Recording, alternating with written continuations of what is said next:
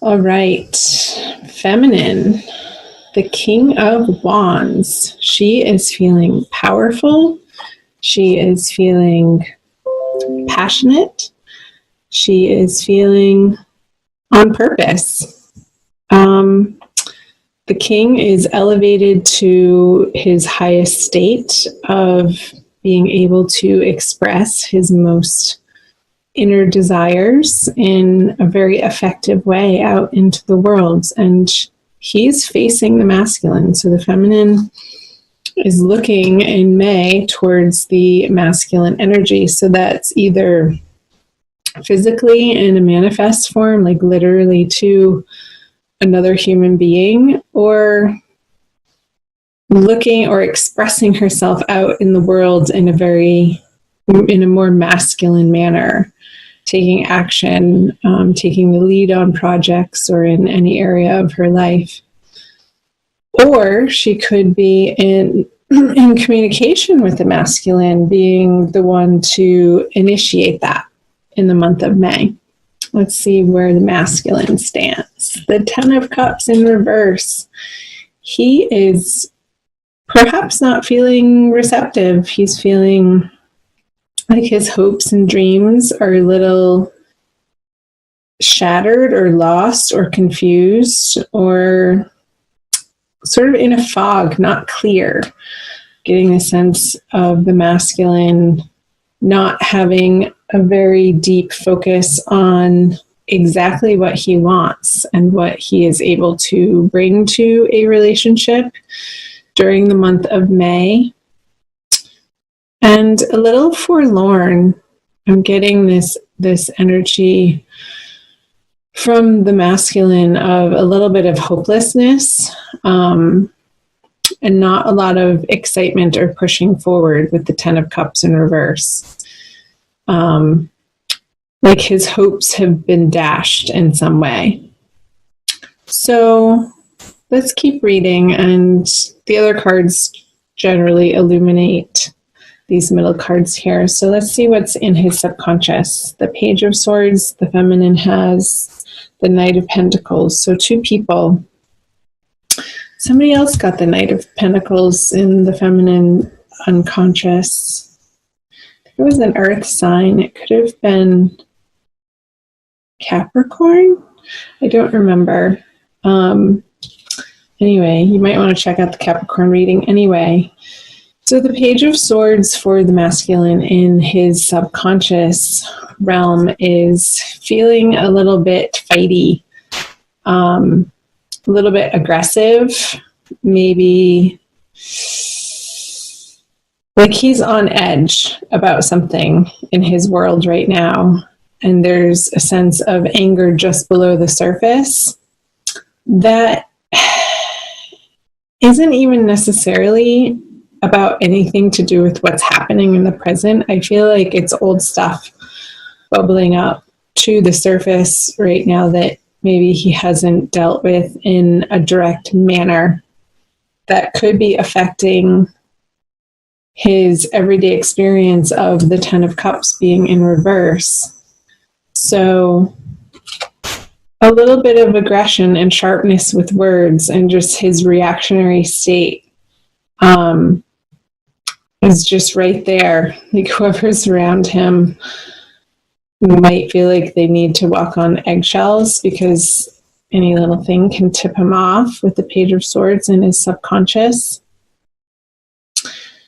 And sort of feeling this need of not wanting to hold back in his rash communications and just sort of letting it out however it's going to come out, with not much forethought or not a lot of planning or maturity around his communications.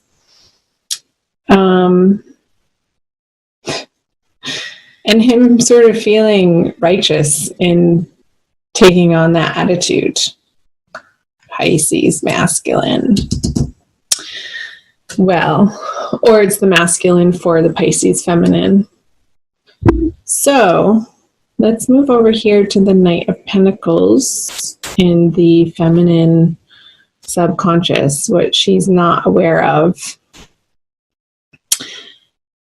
I'm getting a sense of a little bit of agitation on her end too, but it's not in the thought realm. It's more of feeling like she's on shaky financial ground, or not feeling entirely stable in her career direction, with the Knight of Pentacles in reverse in her subconscious. Like there's some sort of underlying lack mentality in May, it's not forever, that she's wrestling with, but not in a very direct manner. With the King of Wands, it's like she's taking a lot of action and she's blazing forward, but maybe unbeknownst to her, it's from a place of fear or worry or lack, that she doesn't have enough or she can't do it on her own. I was picking up in the other reading that I mentioned, I'm sorry, I can't remember which particular one it was for May, where the horse was upside down and the blackness of it, the shadowy part of it, caught my attention and brought my attention to it, where this earth sign younger male was sort of meddling with her at nighttime, or giving her some communication at night, or appearing in her dreams. Now that could be the case for the Pisces feminine as well. I'll look back, you guys, in the recordings that I've already done for May. I haven't done all of them yet, and I'll find that video and I'll post it in the description box for you, so you can cross-watch that. Because I feel like those messages are also going to be pertinent for you to take a look at.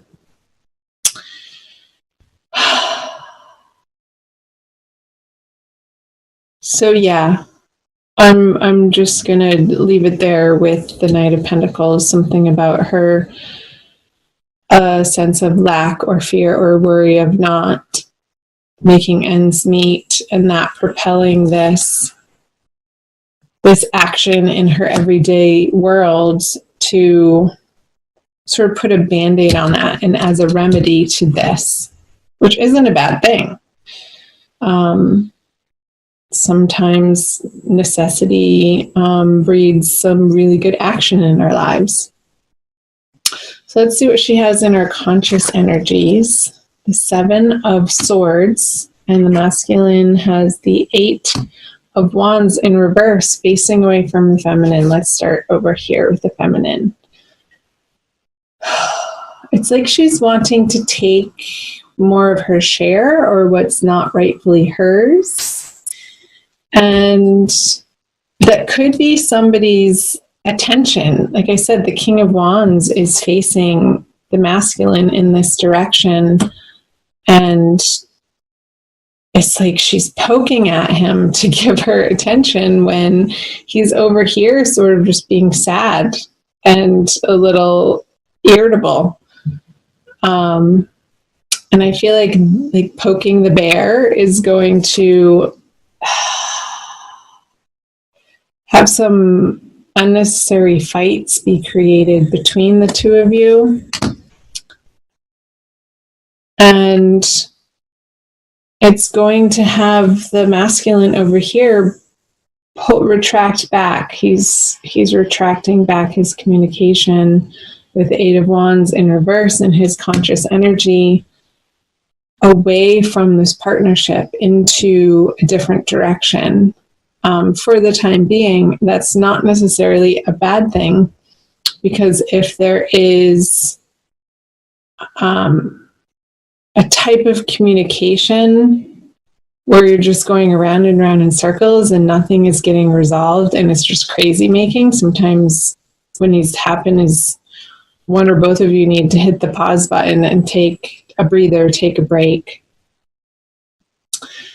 So let's keep moving on to what the feminine brings. Is the 3 of Wands. Is like she's really impatient. She wants to move forward with something with a masculine, and let's see what is being met with. The Sun. Okay.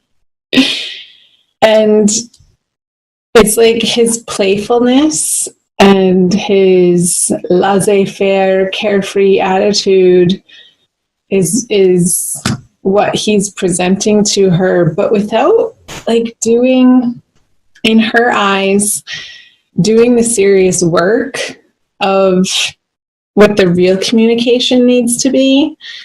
It's like he wants to avoid that, and he just wants to be playful and goofy and fun and not really dive into the seriousness of these conversations of what she wants to address on this heavy level. And it's like this mismatch. I feel like it's going to have the feminine energy feeling like, okay, well, should I just pack up my wands and battle it out somewhere else with somebody else who's going to take me on a more serious level here? But she still is looking in the direction of the sun. So let me look at these. I feel like the burdens that she's carrying toward the masculine isn't even about him. It's like she's carrying these swords, these thoughts, beliefs from another relationship, and she's sort of dragging them with her in what she feels important. And they're actually not. They're actually encumbering her from meeting him in the sun energy over here on his side. And maybe that's why he doesn't want to engage in that type of communication. Like he's just sort of putting a squash on it with the 8 of Wands in reverse, being like, no, come on, baby. I just want to have fun. I just want to be free and feel free and not burdened and encumbered with these heavy sort of guilty feelings in whatever area of life. And I feel it could be around sexuality. Being on top of the King of Wands here. Like there's some sort of body shame from a past experience that the feminine still hasn't fully healed from. And that could be where the Knight of Pentacles in reverse in her subconscious is coming from, in a materialistic sense, like in a very grounded, earthly body sense of this inner conversation of maybe somebody in the past shamed her body, or she has this inner belief that she's not beautiful from the inside out. And when he tries to tell her that and wants to take her in all of her femininity, and she wants it too with this King of Wands card, but it's like this 7 of Wands is inhibiting her from traveling through and accepting that message of the sun from her counterpart, from her divine lover. So comment below if that's resonating for any of you. I'd love to hear. Let's flip over your conjoined outcome energy cards, the Emperor.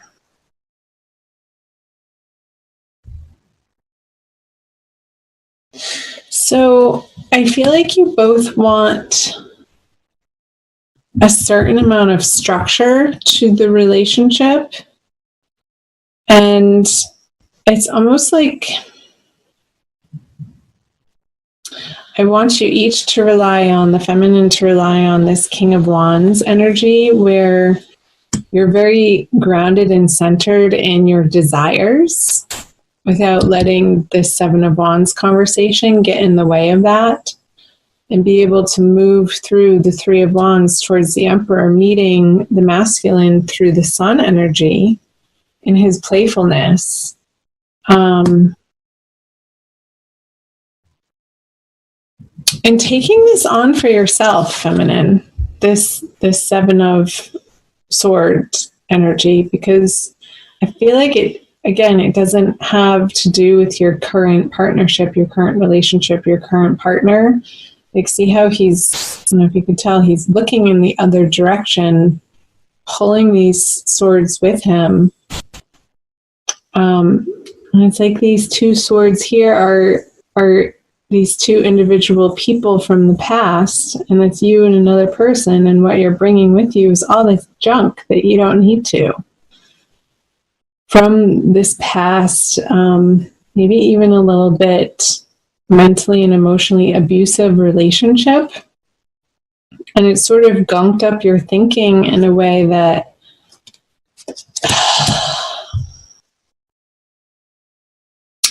is preventing you from having as much fun as you could with your masculine counterpart, and creating this new structure for the both of you that feels really solid and dependable and reliable, and something that you both can use as a foundation to expand and grow into other areas of your life from.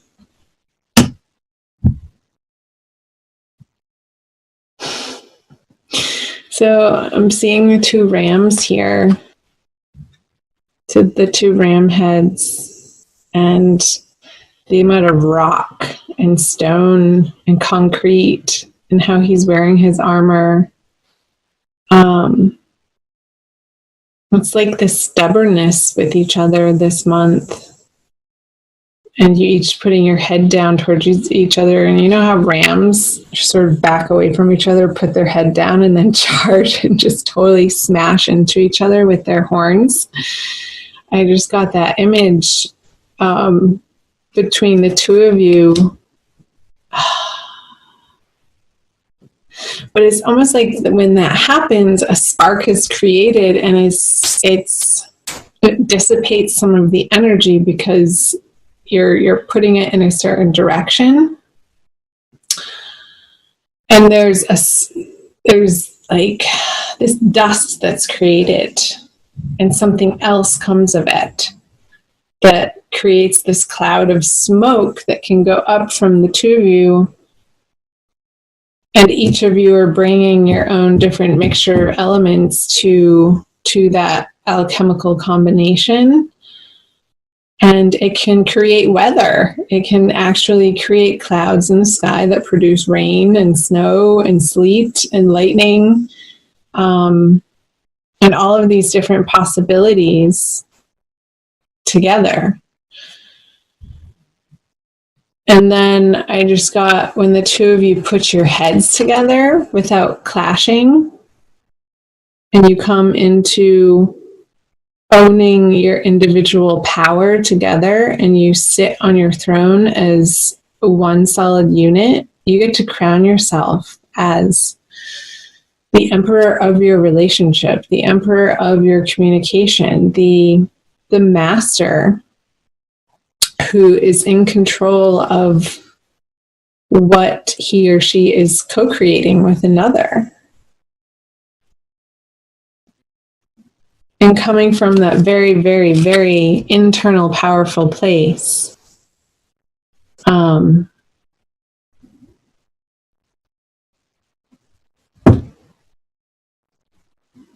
So click your heels together. I just saw him like clicking his heels together.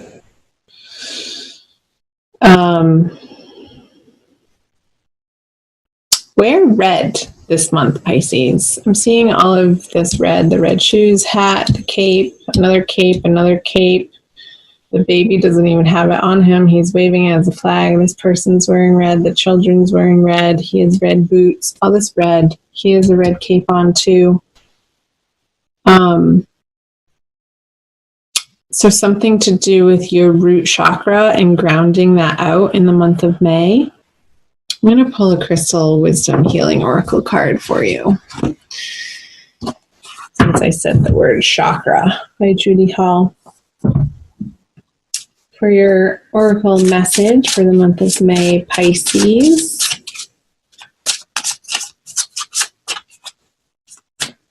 So conversations could be a little heated. Watch your words, watch your reactionary time. Take a breath before you speak and ask yourself, is this true in this moment, or is it triggering something for me? And if it's triggering something for you, then own that. Take responsibility for your triggers. Without pointing the finger at the other person. Be like, wow, that, whatever you just said right there, I know you didn't mean it in that way, but it brought this up for me. And that is authentic, honest, raw communication, where the other can then choose to meet you in their authentic way. But you have to start with yourself first, Pisces. And take on some nonviolent communication. Maybe get yourself in a workshop or a class. Whoa, I don't even know if I know how to say that. Rhodochrosite. Any of you have heard of that? Chime in down below. It looks like watermelon almost. Number 45. And I will read to you from the book, The Heart Reviver. Rhodochrosite teaches the heart to assimilate painful feelings without shutting down. Ha! That's what I was just saying when I was shuffling about being triggered, and keeping your communication open through those triggers without blaming. Dissolving denial and identifying ongoing detrimental patterns. It offers compassion, compassionate love, and forgiveness. You face the truth with loving awareness. Self-understanding. Deep down, you feel alienated, unloved, or unappreciated. A history of sexual or emotional abuse creates dis-ease. What was I saying here? And something about the body, in the body, for the feminine. Or you may have misused or feared your sexual power in the past. You may be repressing something you do not want to face. Irrational fears and paranoia and unacceptable emotions need to be acknowledged and transformed. I was definitely picking up that owning your sexual energy, feminine, in a more healthy, grounded, alive, empowered way. So healing some shame in May, I feel like is on the docket for you. Divination, time for a change of viewpoint. Begin to seek the gifts in your experiences rather than seeing the negative effects. Check out whether what you were taught in childhood is still relevant to the person you are today. And your healing insight for the month of May is releasing resentment from your heart creates well-being.